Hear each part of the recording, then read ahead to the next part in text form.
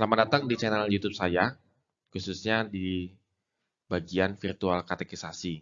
Pada kesempatan ini kita akan membahas tentang peran Roh Kudus. Kebanyakan orang peran Roh Kudus itu selalu dikaitkan dengan hal-hal yang spektakuler seperti berbahasa roh, kemudian mujizat, tanda-tanda, nubuatan dan sebagainya. Tapi pada kesempatan ini kita akan melihat apa sebenarnya peran Roh Kudus sesuai dengan Alkitab dalam kehidupan orang percaya dan juga dalam kehidupan gerejawi. Peran Roh Kudus dalam kehidupan eh, orang percaya dan juga misi gereja itu memiliki peranan yang amat sangat penting. Jika tidak, kekristenan pada saat ini hanya akan berhenti di Yerusalem, tidak akan sampai kepada seluruh dunia. Karena Roh Kuduslah yang memimpin dan membimbing, maka orang percaya menjadi saksi di hampir di seluruh penjuru dunia ini.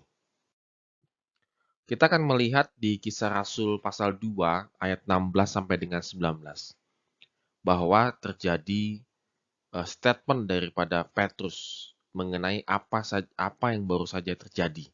Begitu ya. Ketika para murid ini berbahasa roh dan menjelaskan kenapa mereka bisa berbahasa roh. Namun pemahaman di Kisah Rasul pasal 2 ayat 16 sampai dengan 19 ini seringkali dipahami sebagai gerakan Pentakosta. Jadi oleh aliran gereja tertentu, ini menjadi tolak ukur bahwa peran Roh Kudus adalah selalu berkaitan dengan tanda-tanda, mujizat, dan juga nubuatan. Sehingga fungsi daripada Roh Kudus itu kalau mengacu kepada Kisah Rasul pasal 2 ayat 16 sampai dengan 19 hanya sebatas hal demikian. Boleh dibilang hal-hal yang sedikit spektakuler. Namun kalau kita perhatikan bahwa bagian ini itu adalah penjelasan Petrus kepada para audiensnya tentang peristiwa turunnya Roh Kudus. Ketika para murid berbahasa roh dan banyak orang yang memahami tentang Injil, tapi banyak juga orang yang mencibir bahwa mereka sedang mabuk anggur.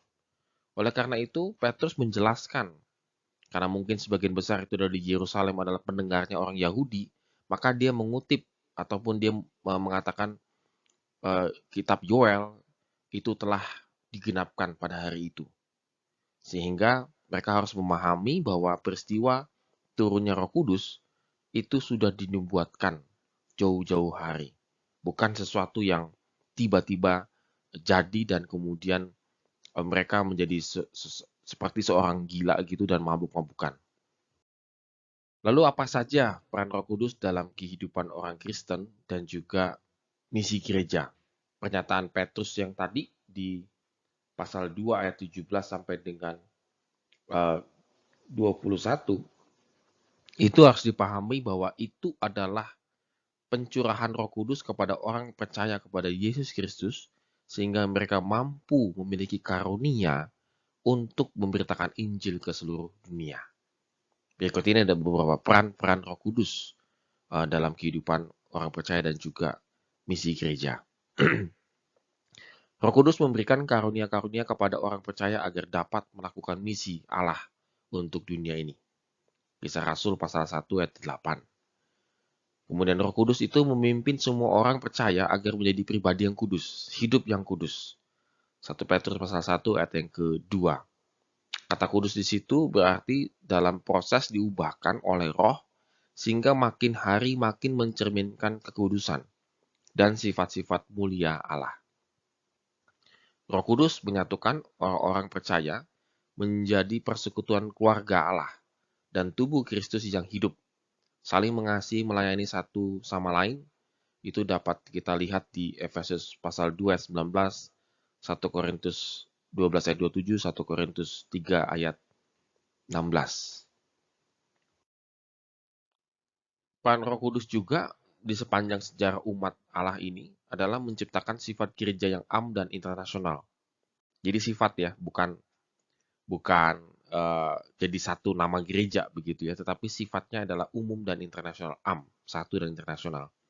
1 Korintus 12 ayat 13. Artinya apa? Gereja yang sejati yang mencakup segala zaman dan bangsa yang kelak akan berbagian kekekalan dengan Allah. Jadi kita akan berbagian nantinya di dalam kekekalan bersama dengan Tuhan. Roh Kudus juga menolong gereja Yesus Kristus agar menjadi gereja yang rasuli, gitu ya. Efesus pasal 2 ayat 18 sampai dengan 22.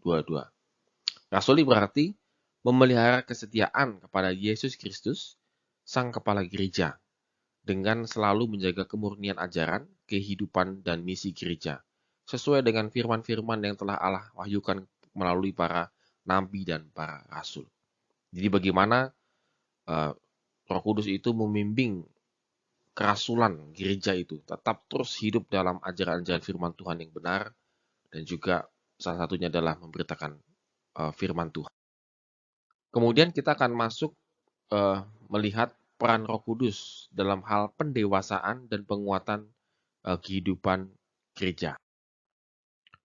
Peran Roh Kudus yang penting itu adalah salah satunya memahami firman Tuhan, memampukan orang percaya untuk belajar Alkitab dan memahaminya. Seringkali mungkin kita alami dalam kehidupan kita sehari-hari, bahwa kenapa kita malas membaca Alkitab, karena kita tidak mengerti. Bahwa sebenarnya kita mampu mengerti ketika kita sungguh-sungguh menyerahkan semuanya kepada Tuhan. Dan Roh Kudus itu pasti akan memimpin dan kita memiliki pemahaman. Mungkin tidak pada saat itu kita langsung memahami, tetapi mungkin kita juga melalui pengalaman kita sehari-hari ataupun melalui membaca buku dan sebagainya, kita menjadi paham tentang ajaran firman Tuhan di dalam Alkitab. Kemudian pelayanan sakramen-sakramen itu juga adalah karya Roh Kudus. Jadi bukan sekedar kayak seperti hal-hal yang sudah umum kita lakukan, sakramen-sakramen tersebut, tidak. Tetapi itu adalah peran Roh Kudus. Kita harus memahami sedemikian rupa. Tuhan Yesus memberikan 2 ritus untuk diterima dan dilaksanakan oleh para pengikutnya, yaitu baptisan kudus dan perjamuan kudus. Ini bisa kita lihat di Matius 28 ayat 18, 19, 20, Yohanes 6 ayat 53, 54, 1 Korintus 11 ayat 23 sampai dengan 26. Ini adalah bukti bagaimana Tuhan Yesus menekankan tentang baptisan dan juga perjamuan kudus. Gereja Protestan pada umumnya, termasuk sinode Gereja Kristus, itu hanya menerima 2 sakramen tadi, yaitu baptisan dan juga perjamuan kudus. Kata sakramen itu berasal dari istilah Latin sacramentum, yang berarti sakro, pengudusan, pengabdian, dan saker, itu adalah kudus. Tertullianus, salah satu tokoh gereja abad mula-mula, di abad yang ketiga, menulis bahwa seperti halnya pengambilan sumpah setiap prajurit zaman itu mengawali kehidupan pengabdian barunya, gitu ya. Jadi seorang prajurit yang bersumpah setia. Demikian juga sakramen baptisan kudus dan perjamuan kudus adalah komitmen untuk ikut teladan Yesus Kristus. Melengkapi ini, Agustinus, salah satu adalah Bapak Gereja, mengartikan sakramen sebagai firman yang tampak yang dengan tepat boleh kita luaskan menjadi firman yang teralami secara nyata.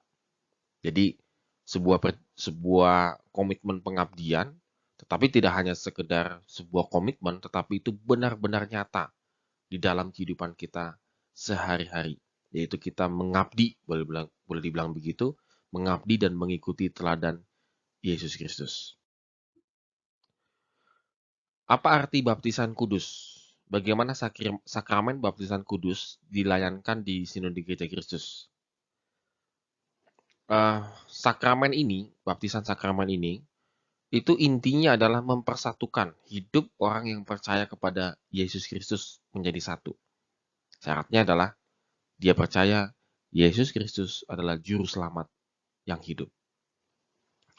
Sakramen ini adalah tanda orang telah masuk ke dalam persekutuan bersama-sama dengan Tuhan Yesus. Dan ini hanya satu kali seumur hidup. Dalam sakramen perjamuan kudus, ditandakan karya penyelamatan dalam kematian dan kebangkitan Yesus Kristus.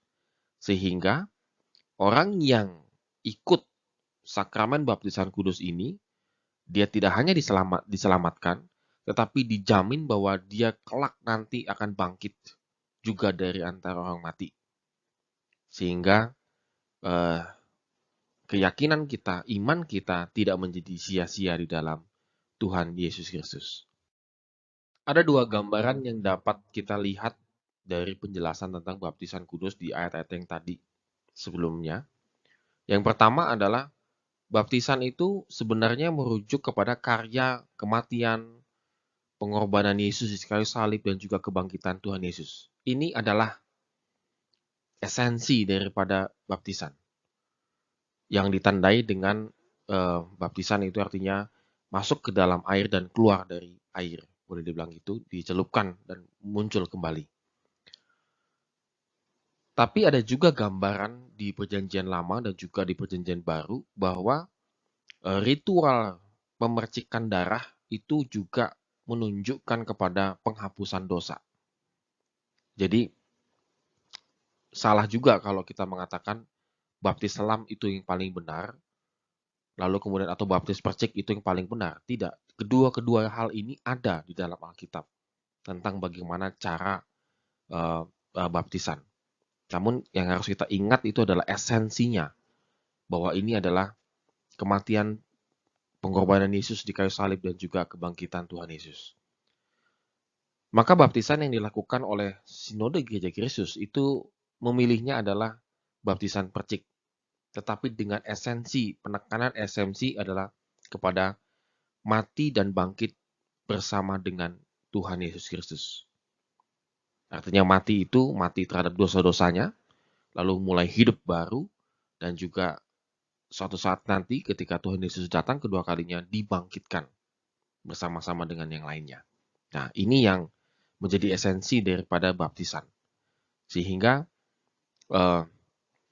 tidak mempeributkan cara baptisannya, apakah diselam ataupun dipercik, tetapi esensinya.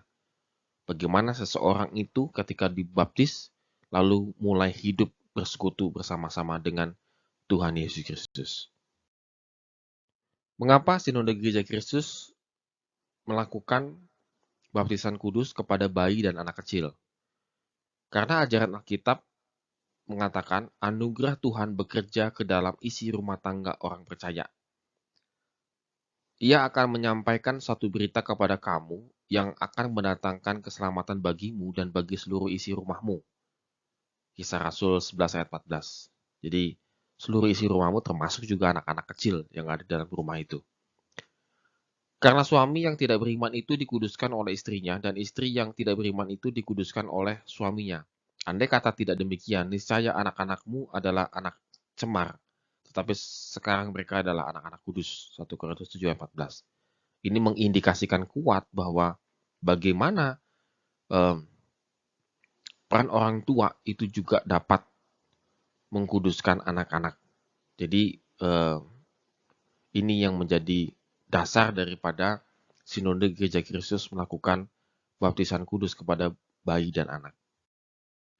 Jadi ketika orang tua itu membawa bayinya atau anak mereka untuk dibaptiskan, maka sebenarnya ini adalah sebuah komitmen untuk membimbing kerohanian anak ini sampai dewasa dan seterusnya, sampai bimbingan katekisasi. Jadi ini adalah sebuah komitmen orang tuanya supaya anak-anak ini diajarkan kebenaran firman Tuhan.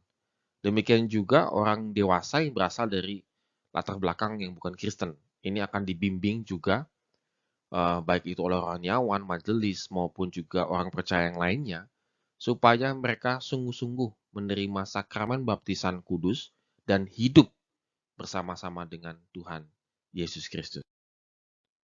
Apa fungsi baptisan kudus dalam kehidupan orang percaya?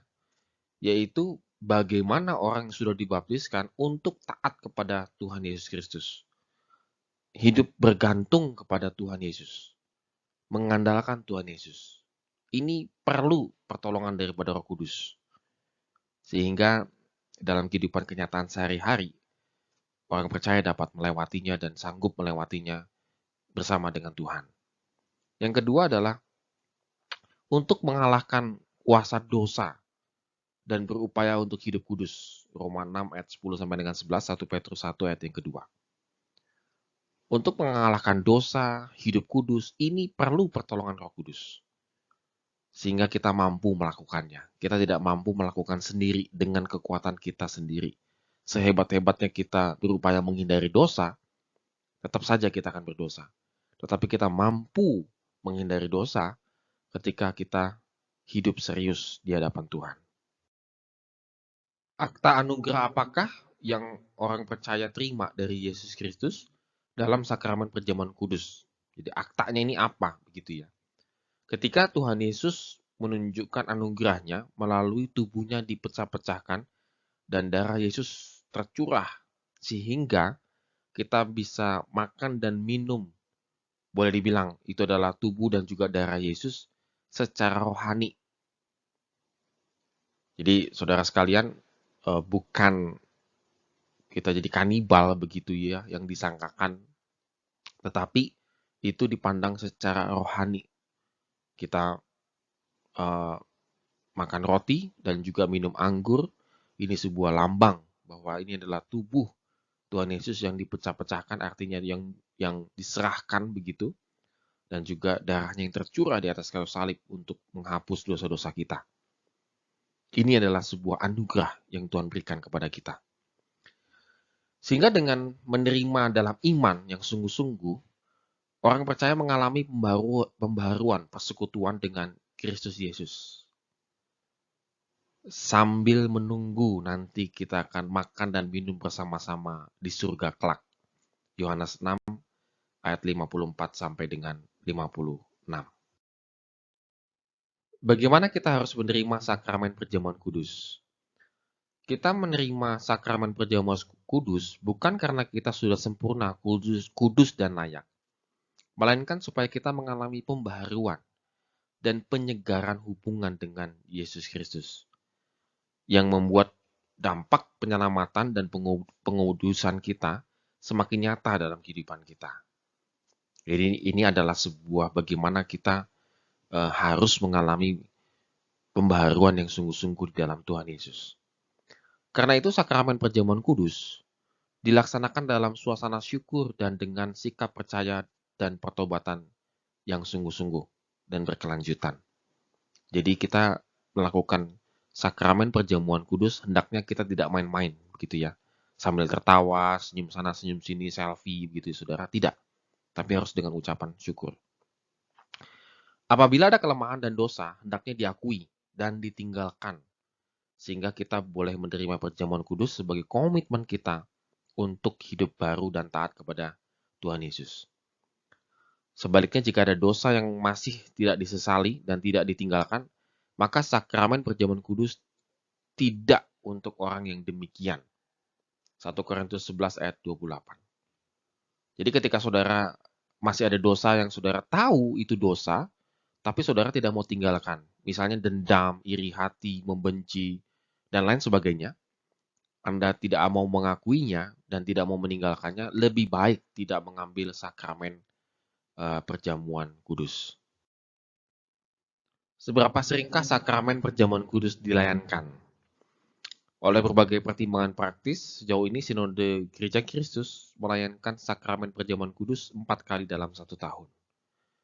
Namun ada juga gereja-gereja aliran seperti Lutheran, Anglikan, Reform, dan lain-lain sebagainya, itu mengadakan sebulan sekali atau bahkan setiap minggu. Saya rasa ini adalah keputusan gereja masing-masing dalam mengadakan sakramen perjamuan kudus.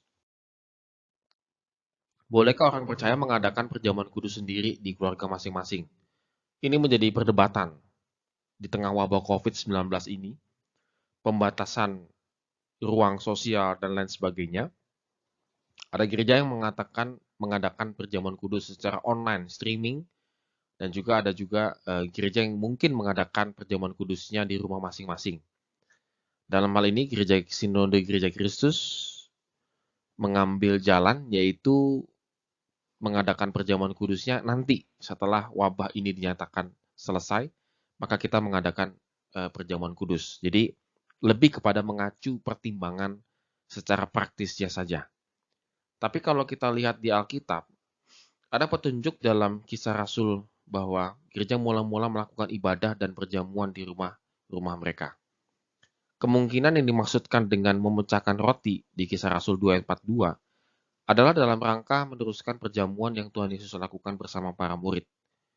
Dan bila kita kaitkan dengan kebiasaan keluarga-keluarga Yahudi mengadakan perjamuan Paskah di rumah masing-masing yang dipimpin oleh kepala keluarga, maka ada kemungkinan bahwa perjamuan kudus dilakukan di rumah jemaat mula-mula. Hal ini dilakukan karena memang pada waktu itu kekristenan masih awal dan juga belum resmi dan tidak memiliki gedung gereja dan lain sebagainya. Sehingga wajar kalau mereka melakukan perjamuan kudus di rumah masing-masing. Namun mengingat kondisi kita pada saat ini sudah ada gereja dan lain sebagainya, maka perjamuan kudus lebih baik diadakan di gereja. Dan kita tetap melihat situasi kondisi COVID-19 ini. Sehingga perjamuan kudus akan terasa lebih hikmat begitu, lebih baik kalau kita adakan di gereja. Namun jika memang ada kondisi-kondisi tertentu, maka kita bisa lakukan juga di rumah kita masing-masing. Oke, sampai di sini dulu pelajaran katekisasi kita. Dan kita akan melanjutkan berikutnya dalam topik-topik yang menarik tentang iman kekristenan. Terima kasih telah menyaksikan channel YouTube saya. Tuhan Yesus memberkati kita semua.